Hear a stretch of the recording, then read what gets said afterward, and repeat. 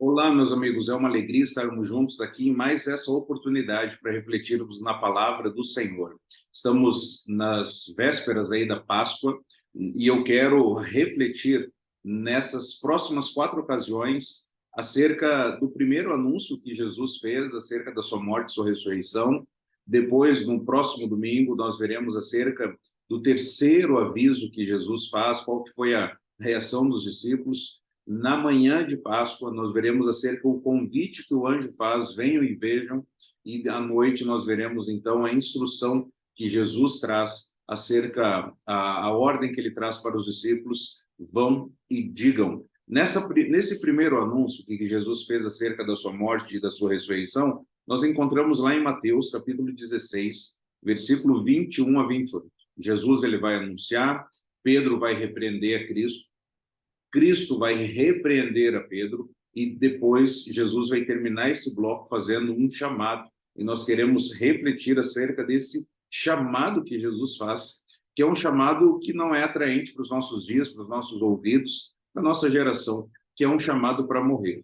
É um chamado para seguir a Cristo da mesma forma como ele estava fazendo. Então, em Mateus capítulo 16, versículo 21, a palavra do Senhor diz o seguinte: desde aquele momento, Jesus começou a explicar a seus discípulos que era necessário que ele fosse para Jerusalém e sofresse muitas coisas nas mãos dos líderes religiosos, dos chefes dos sacerdotes e dos mestres da lei, e fosse morto e ressuscitasse no terceiro dia.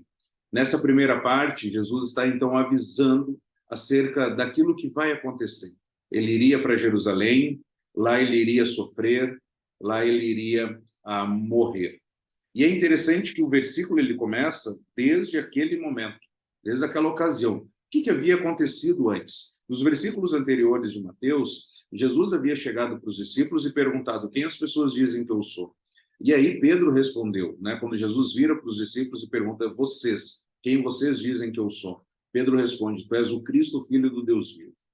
Cristo, Jesus, naquele momento, faz assim, fala para Pedro: Pedro, feliz é você, que isso não te foi revelado por carne ou sangue, mas por meu Pai que estás nos céus. Pedro fez uma afirmação teológica verdadeira, cuja compreensão disso só é possível por meio da revelação do Pai. Então, Pedro havia feito esse anúncio. Então, desde aquele momento em que ficou claro que Jesus era o Cristo, Filho do Deus vivo, então ele anuncia: eu vou para Jerusalém, vou sofrer, vou morrer, mas eu vou ressuscitar. Ele começa nesse momento, então, a preparar os seus discípulos. Por vezes, nós queremos compreender as coisas de forma rápida, instantânea. Mas é interessante, conforme eu já mencionei, Jesus vai fazer isso por 4 vezes. Ele vai anunciando, ele vai explicando. Ele começa, então, nesse momento, a explicar que é necessário ele sofrer, que é necessário ele morrer, e ele vai ressuscitar. Jesus, lá em Jerusalém, algo que chama a nossa atenção aqui é que o texto diz que ele sofreria muitas coisas nas mãos dos líderes religiosos, nas mãos dos mestres da lei, nas mãos dos chefes dos sacerdotes. Isso aqui é muito triste, porque aquelas pessoas eram religiosas. Isso aqui é muito triste, porque, infelizmente, o sistema religioso ele é muito perverso.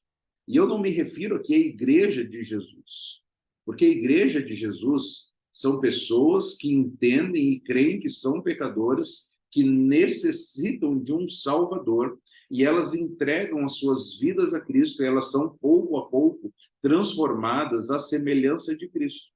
Os religiosos não. Os religiosos eles estão preocupados com o seu poder, com a sua influência.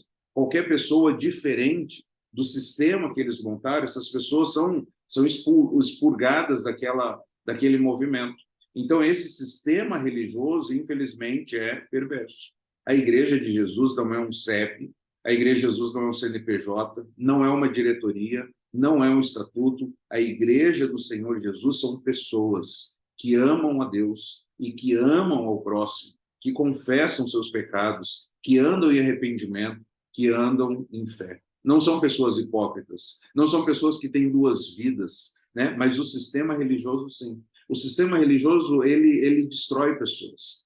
Uma é essa pessoa religiosa num ambiente de religioso no ambiente de culto, né? Outra é ela em casa, outra é ela jogando futebol, outra ela é com seus funcionários, ela simplesmente é outra pessoa. E Jesus vai sofrer na mão, então, dessas pessoas, desse sistema religioso. Ele morreria e ele ressuscitaria. Jesus está ensinando aos seus discípulos o que vai acontecer. Ele já está avisando, ele está se preparando. E se nós estivéssemos assistindo um filme no Evangelho de Mateus, nesse momento, a partir do versículo 21 do capítulo 16, nesse momento, uma música dramática entraria em cena. Porque o tom aqui já é sombrio. Daqui em diante, Jesus está a caminho de Jerusalém, ele está a caminho do sofrimento, ele está a caminho da morte, está a caminho da ressurreição. Eu quero que você visualize essa cena. Eu quero que você se imagine estando ali ouvindo isso do seu amado. A pessoa a que você ama, que admira, que você segue, que você largou as redes para seguir. O que você pensaria ao ouvir isso de Jesus? O que você sentiria? Como estariam as suas emoções ao ouvir isso, que o seu amado iria sofrer? Iria morrer nas mãos de pessoas que se diziam filhas de Deus. E aí entra Pedro. Pedro, no versículo 22, ele diz, então Pedro chamou-o à parte, começou a repreendê-lo, dizendo, nunca, Senhor, isso nunca te acontecerá. Enquanto Jesus falava com os discípulos, Pedro chama Jesus de lado, o repreende, o reprova, diz a Cristo que isso nunca aconteceria. Pedro amava Jesus de forma intensa, passional. Pedro não ficava em cima do muro, Pedro não era alguém indiferente. Pedro, quando acertava, ele acertava mesmo, colocava a bola no ângulo, mas quando ele errava também, errava a bola ia lá no escanteio, né? A sua visão, a perspectiva de Pedro, naquilo que ele acreditava e no que dependesse dele, Jesus não sofreria. E aí Jesus vai repreender a Pedro, no versículo 23. Jesus virou-se e disse a Pedro, para trás de mim, Satanás. Você é uma pedra de tropeço para mim, e não pensa nas coisas de Deus, mas nas dos homens. Uau! Talvez Pedro estava inflamado da resposta que um momento antes ele havia dado. Tu és o Cristo, filho do Deus vivo. Colocou a bola no ângulo. Talvez ele está muito convicto, ele está muito seguro da sua posição entre os discípulos. Ele repreende Jesus, mas Jesus agora fala para ele, para trás de mim, Satanás. A ideia é, para trás de mim, adversário, para trás de mim, acusador. Você não pensa nas coisas de Deus, mas nas coisas do mundo. Você considera as coisas do ponto de vista humano e não da perspectiva de Deus. Eu vou repetir essa frase. Você considera as coisas do ponto de vista humano e não da perspectiva de Deus. Por isso você é pedra de tropeço. E interessante que Jesus havia acabado de falar, né, sobre esta pedra edificarei a minha igreja. Nós cremos que ali, essa pedra que Jesus havia falado no Mateus 16, quando Pedro fala que tu és o Cristo, filho do Deus vivo, a ideia é que a afirmação de Pedro é esse fundamento, né? Mas também pode ser interpretado como Pedro, que foi aquele usado por Deus para o início da igreja em Atos 2. Nós bem sabemos que Jesus é a pedra angular. Então, de alguma forma, pode ser as três interpretações também. Talvez a mais forte é que é a afirmação, né? Sobre essa afirmação teológica que você acabou de fazer. Eu edificarei a minha igreja, eu sou o Cristo, filho do Deus vivo. Mas o fato é que Jesus agora fala para Pedro, tu não é pedra agora, Pedro, você está sendo pedra de tropeço. Essa repreensão, para nós, de olharmos a vida na perspectiva humana e não da perspectiva de Deus, é uma repreensão para todos nós, para todos nós. Como que nós olhamos a educação dos nossos filhos? Do ponto de vista humano ou da perspectiva de Deus? Como que nós olhamos a administração financeira? Como que nós olhamos a igreja? Como que nós olhamos a nossa faculdade, a escolha do curso que nós faremos? Como que nós olhamos ou agimos, qual é a nossa ética no trabalho? É do ponto de vista humano ou da perspectiva de Deus? Será que nós paramos para perguntar para Deus, qual é a sua opinião acerca dessa situação que eu estou vivendo? Então, essa repreensão vale para todos nós, se nós olhamos a vida do ponto de vista humano ou da perspectiva de Deus. E aí Jesus vai fazer, então, um chamado aos discípulos. No versículo 24, Jesus começa dizendo: então Jesus disse aos seus discípulos: se alguém quiser acompanhar-me, negue-se a si mesmo, tome a sua cruz e siga-me. São muitas verdades aqui nesse versículo. Quando Jesus começa, ele diz o seguinte: se alguém quiser acompanhar. O processo de seguir a Jesus é uma decisão pessoal. Eu não posso decidir pela minha esposa, pelos meus filhos não podem decidir por mim, a minha esposa não pode decidir por mim. A decisão de seguir a Cristo, acompanhar a Cristo, é uma decisão pessoal. E dói no nosso coração quando pessoas que nós amamos, elas decidem não acompanhar a Cristo. Elas decidem não andar com Jesus. 1 João capítulo 2, versículo 6 diz: aquele que afirma que permanece nele deve andar como ele andou. Andar como Jesus. Se afirmarmos que estamos na luz, mas andamos nas trevas, nós mentimos. Andar com Cristo, acompanhar a Cristo, é andar em seus caminhos, é andar na luz. Não é possível andarmos na luz ao mesmo tempo que nós andamos nas trevas. Então, ou nós estamos na luz, ou nós estamos nas trevas. Não é possível. Os ribeirinhos, eles dizem que não é possível você manter um pé em cada canoa, não vai dar certo. Então, não é possível estarmos na luz e andarmos nas trevas. Então, se alguém quiser acompanhar a Cristo, o que deve fazer? Negue-se a si mesmo. É impedir que o eu seja o centro da nossa vida. As nossas vontades, os nossos sonhos, os nossos planos, os nossos desejos. Que Jesus, de fato, seja o Senhor da nossa vida. Porque nós respondemos com muita naturalidade: Jesus é o meu Senhor e o meu Salvador. Mas será que, de fato, Jesus é Senhor da nossa agenda, dos nossos pensamentos, das nossas palavras, das nossas atitudes? O que da nossa vida fosse tirado, da nossa vida fosse tirado, que nós iríamos reagir em tristeza, iríamos reagir em desespero, iríamos questionar a existência da nossa vida. O que da nossa vida, se fosse tirado, nós iríamos perder a razão de viver. O quê? Será que Jesus é de fato o Senhor da nossa vida? Será que só Ele nos basta? E aí Jesus diz, então, negue-se a si mesmo, tome a sua cruz. Cruz é instrumento de morte, que simboliza a necessidade de uma dedicação total a Jesus até a morte. Jesus havia dito para os discípulos que iria sofrer e morrer. E agora ele está falando para nós, para mim e para você, discípulos de Cristo: você quer me acompanhar? Você quer me seguir? Você quer andar como eu andei?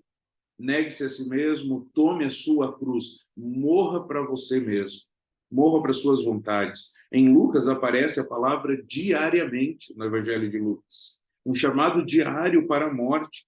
Não é só no domingo, não é só na igreja, não é só em acampamento. É um chamado diário no serviço, na escola, em casa, onde nós tivermos um chamado para morrermos para as nossas vontades, morrermos para os nossos desejos e fazermos a vontade do Senhor. Olha que interessante, na última ceia, a partir da última ceia, olha o que Jesus fez. Vamos pensar nisso no aspecto de carregar a cruz. No lava-pés, Jesus se humilhou. No Getsêmani, ele diz: não seja feita a minha vontade, mas a tua.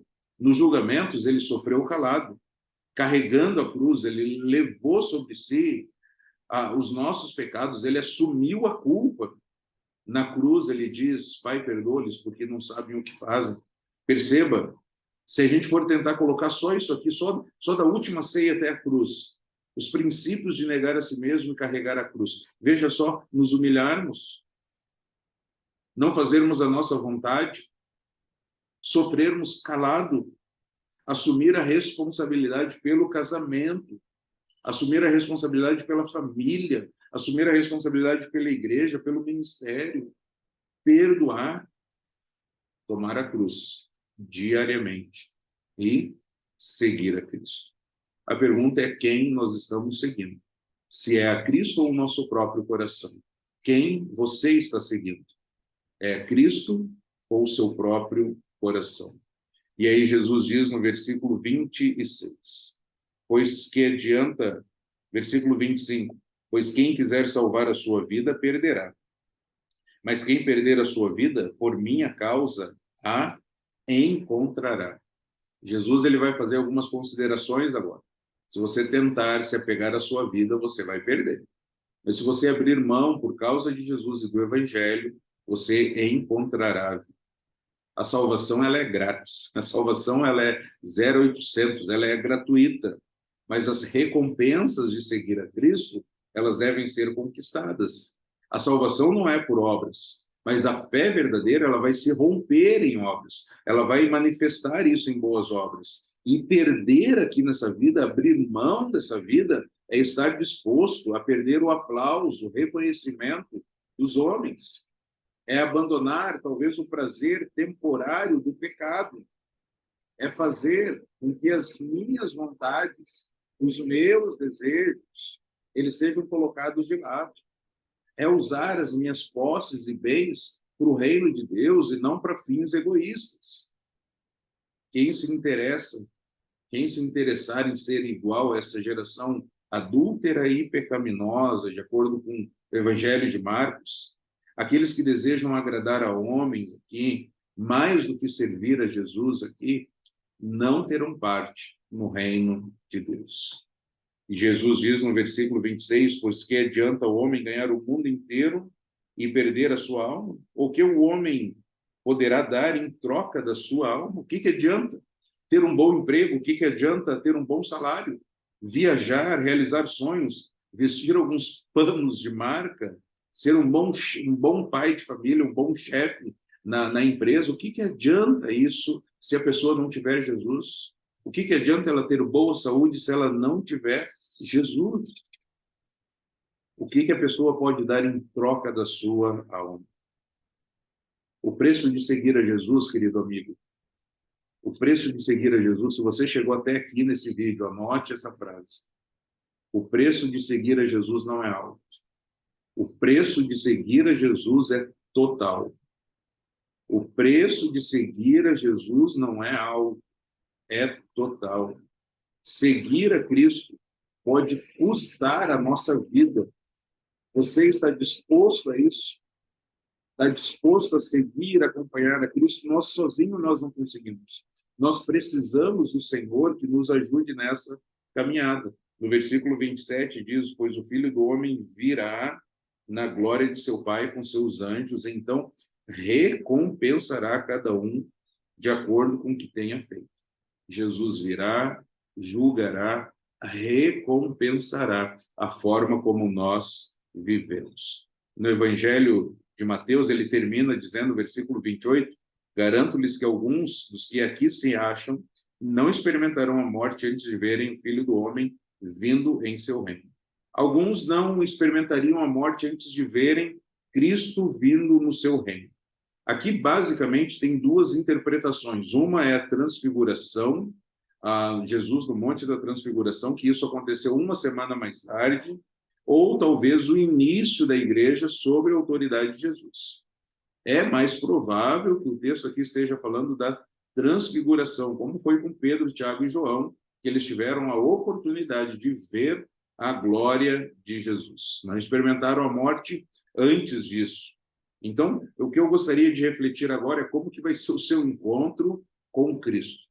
O momento que você verá a glória de Deus. Que maneira você quer chegar no céu? Enoque andou com Deus e foi arrebatado. Já o jovem de 1 Coríntios, capítulo 5, pecou tanto e foi entregue a Satanás, seria entregue a Satanás para ser destruído o seu corpo, mas a sua alma fosse salva.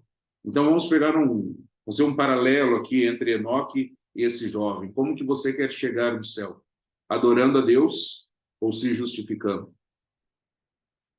Quem é salvo, mesmo que peque, ele tem a salvação. O salvo ele não vai permanecer na prática do pecado, mas tem alguns pecados que levam à morte. Então, um salvo, ele pode até mesmo pecar, morrer, mas ser salvo. Ele não vai viver na prática desse pecado. Como que você quer chegar diante de Deus? Adorando ou se justificando? No Evangelho de Marcos, no Evangelho de Lucas, eles ainda acrescentam aqui: quem se envergonhar de Cristo, ele também se envergonhará diante do Pai. O que que você decidiu nesta reflexão, nessa mensagem? Perder nesse mundo, talvez perder popularidade, posses, amigos, para ganhar lá? O que que você decidiu abrir mão da sua vida aqui para que você possa ganhar lá? Ou você prefere agradar a si mesmo aqui, agradar as pessoas aqui, e com isso você vai perder lá? O que que você decidiu? Seguir a Jesus ou seguir o seu próprio coração? Queridos, a tarefa de seguir a Jesus, a tarefa de ser discípulo de Jesus, só é possível àqueles que são discípulos de Jesus. Os que não são, eles fogem. Os que não são, eles não conseguem carregar a cruz, eles não seguem. Mas se Cristo está em nós, nós, pelo mérito dele, pela graça dele, para a glória dele, nós conseguimos carregar a nossa cruz. Então, se nós entendemos a mensagem de Jesus, o que que nós vamos fazer no final dessa reflexão? Arrependimento e fé significa mudar de opinião, mudar de atitude, mudar a maneira de viver, seguir um novo caminho, crer em Cristo, viver a vida na perspectiva de Deus e acreditar nisso, acreditar que a pessoa de Cristo é suficiente para nos salvar, que o seu ensino é verdadeiro e que a sua obra é suficiente. É crer em Cristo. Aqueles que ainda não tomaram uma decisão de iniciar a sua caminhada com Jesus, ela começa a partir do momento que nós somos batizados, que é um símbolo, uma ilustração da sua morte e da sua ressurreição. E aqueles que já pertencem a Cristo, é santificação. É preciso haver mudança de senhores. É preciso que Jesus seja o chefe. É preciso que Cristo controle toda a sua vida, os seus negócios, a sua família, o seu coração. Quem é o Senhor da sua vida? Qual é a sua decisão? Carregar a cruz ou abandoná-la? Gostaria muito que você separasse um momento agora para orar e falar com Deus. Que Deus esteja te abençoando do fundo do meu coração. E no que você precisar, você pode contar conosco, que a nossa missão é ajudar as pessoas a serem transformadas por Jesus. Que Deus nos ajude a vivermos pela graça dele e para a glória dele. Que Deus te abençoe grandemente. Leve essa mensagem, compartilhe ela com seus amigos, com seus familiares e, acima de tudo, que Deus nos ajude a praticar aquilo que nós aprendemos. Um forte abraço, que Deus te abençoe.